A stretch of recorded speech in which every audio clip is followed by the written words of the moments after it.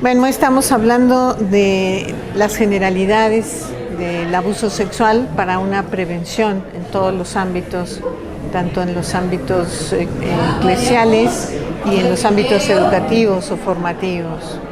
Hemos tocado varios temas que puede ser desde las estadísticas que hay en el mundo y sobre todo en Latinoamérica de este gravísimo problema que es el abuso sexual en niños, niñas, adolescentes y personas en situación de vulnerabilidad. Hemos desarrollado el concepto también de personas en situación de vulnerabilidad, que son adultos y que también son objeto de abuso sexual. También hemos hablado del tema de la importancia de la madurez psicoafectiva y sexual en las personas, particularmente en la vida religiosa, en la vida consagrada, que si se desarrolla de una manera adecuada es un factor que evita, previene el abuso sexual. Otros aspectos también que hemos comentado ha sido acerca del impacto del abuso sexual en las víctimas y hablaremos también de las características de los agresores sexuales. Uno de los elementos que vamos a trabajar también el día de mañana son los aspectos que tienen que ser detectados en el proceso de discernimiento vocacional. Recordemos que los procesos formativos tienen que atender siempre todas las áreas del ser de la persona, el área humana, el área intelectual, el área espiritual y el área apostólica, por supuesto. El área humana es la base de cualquier persona, ¿sí? Y para esto los procesos de escrutinio y de discernimiento pues tienen que ser muy estrictos y bien definidos. La ratio del 2016 nos habla de situaciones de falta de idoneidad. Sabemos perfectamente que la vocación es un misterio de Dios. Quienes nos dedicamos al discernimiento en el área humana nunca cuestionamos la vocación, pero el magisterio de la Iglesia nos dice que la Iglesia tiene el deber, la obligación de identificar la idoneidad de los candidatos, y para eso existen herramientas importantes de detección sobre estas situaciones de inmadurez o de falta de idoneidad. Bueno, uno de los aspectos más graves del abuso sexual en niños, niñas y adolescentes es que el 75-80% de los casos está dentro de la propia familia de las víctimas. Y esto es gravísimo porque la familia tendría que ser el lugar en donde se sientan protegidas las personas, donde se sintieran más cuidadas, donde se respetara más su dignidad de persona, y resulta que allí es donde más ocurren los casos de abuso sexual. No debería de ocurrir, por supuesto, tampoco en el ámbito de la Iglesia, pero esto implica que la psicoeducación, la pastoral de la familia, son todos recursos que tenemos que desarrollar.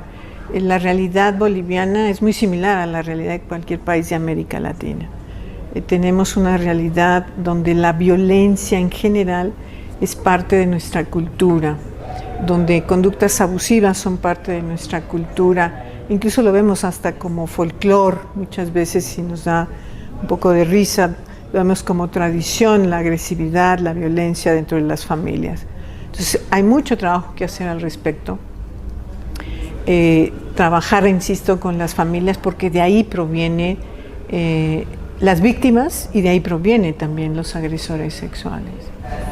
Bueno, mi nombre es Patricia Espinosa Hernández, yo nací en México, en el norte de mi país, es una ciudad que se llama Durango. Estoy casada, tengo 41 años de casada y tengo 3 hijos. Y de profesión soy médico cirujano y luego hice una especialidad en psiquiatría. He hecho otros estudios, tengo una licenciatura en teología, una maestría en humanidades, un doctorado en filosofía. Y el área de mayor expertise de mi campo es con los agresores sexuales, y esto me ha llevado a hacer otras profesionalizaciones. Tengo una especialización en psicología criminal. Y bueno, he trabajado con el tema del abuso sexual desde hace 30 años casi ya, hace un rato me estaba dando cuenta, de que ya tengo 30 años trabajando en este tema. Y a nivel de iglesia tengo alrededor de 5 años. Esto me ha permitido asesorar, por ejemplo, a la Nunciatura de México. Formo parte del Consejo de Protección del Menor, del Episcopado Mexicano. Trabajo también en el Seminario Conciliar de México, soy miembro del equipo formador. Me encargo de toda la parte de salud mental de los seminaristas del Conciliar de México y asesoro a distintas diócesis de mi país y de otros países en temas de prevención. Y soy miembro del Consejo Latinoamericano de Protección al Menor, que es una institución que trabaja con instituciones de Roma, con la Congregación para la Doctrina de la Fe y el Instituto de Antropología de Roma también. Yo creo que la iniciativa primera es prevenir los abusos en los ambientes eclesiales, en los ambientes formativos sobre todo, ¿no? A nivel eclesial, a nivel de la vida religiosa. Esa es la primera iniciativa, ¿no? Para invitar a la doctora Patricia Espinosa para que nos pueda dar el taller.